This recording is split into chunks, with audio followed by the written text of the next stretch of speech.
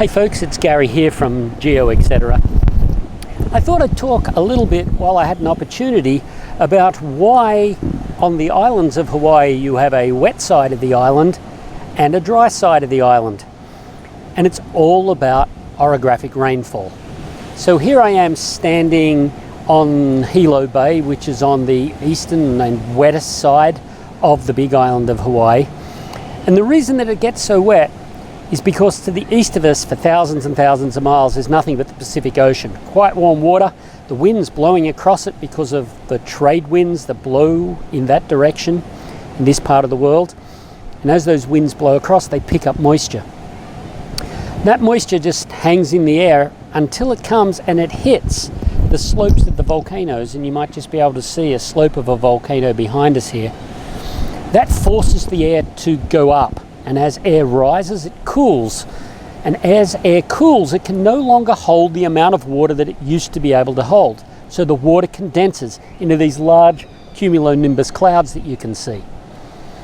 As those clouds continually get forced up higher and higher over into the mountains, then that water comes out of the condensation of cloud and becomes precipitation. For 99% of the time here in Hawaii, that means rain. Although for a few days of the year, they actually get snow on the top of these mountains. In January and February, they have snowstorms here. Then when those winds blow over the top of the mountains and down the other side, the air warms again.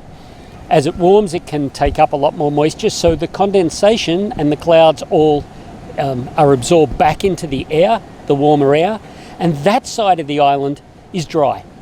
So in fact, on these islands, there is every one of the climatic zones that you find on Earth except the Arctic climatic zone.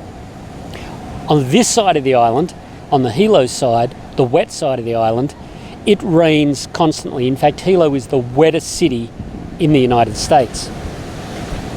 When you go to the other side of the island, the Kona side of the island, the air is very dry and it doesn't rain very much at all, and in fact it's a desert.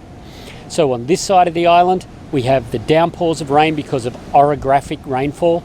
That is the air rising, dropping its moisture out as precipitation.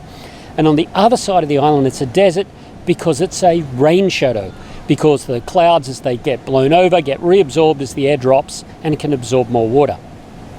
So on this island in particular, and in fact on all of the Hawaiian islands, you literally can draw a line down the middle of the islands and divide the wet side of the island from the dry side of the island. Interestingly, all the resorts tend to be on the dry side of the island because that's where people want to be able to go and sunbake and surf and not worry about the rain. But for my money, it's the wet side of the islands that are far more interesting.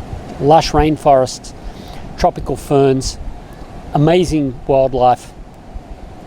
You go to the dry side of the island, you're basically in a desert, and anything green you see is because it's been greatly watered. So the golf courses and the palm trees and everything that you see on the Kona side of the island is because humans have interacted. So I just thought I'd mention that little bit about rainfall here on this island and hope that that might explain why we have a wet side and a dry side, and for the geography folks out there, a little bit how orographic rainfall and a rain shadow effect works on these islands.